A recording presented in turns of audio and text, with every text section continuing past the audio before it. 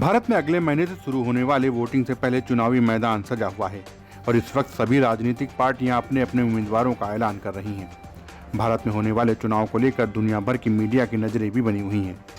वहीं the economics के एक लेख में कहा गया है कि क्लास पॉलिटिक्स, इकोनॉमिक्स और ताकतवर शासन की वजह से भारत के अभिजात वर्ग में नरेंद्र मोदी को काफी प्रशंसा मिल रही है और शिक्षित मतदाताओं के बीच नरेंद्र मोदी काफी प्रसिद्ध हो चुके हैं।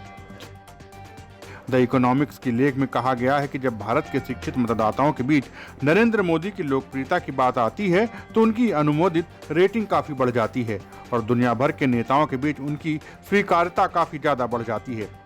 लेख में कहा गया है कि अक्सर नरेंद्र मोदी को डोनाल्ड ट्रंप जैसे दक्षिणपंथी नेताओं से जोड़ा जाता है, लेकिन मोदी कोई साधारण तौर पर मजबूत नेता नहीं, बल्कि जिस तरह से डोनाल्ड ट्रंप के लिए संस्था विरोधी लोग समर्थन देते हैं, भारत में ऐसा नहीं है, जिससे समझने में मदद मिलती है कि आज भी वो किसी प्रमुख लोकतंत्र के सबसे प्रमुख नेता क्यों हैं।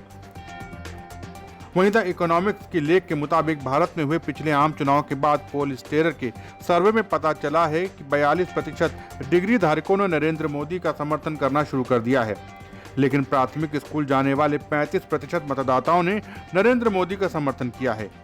वहीं राज्यों में हुए चुनाव भी इस सर्वेक्षण रिजल्ट को ही फॉलो करते हैं।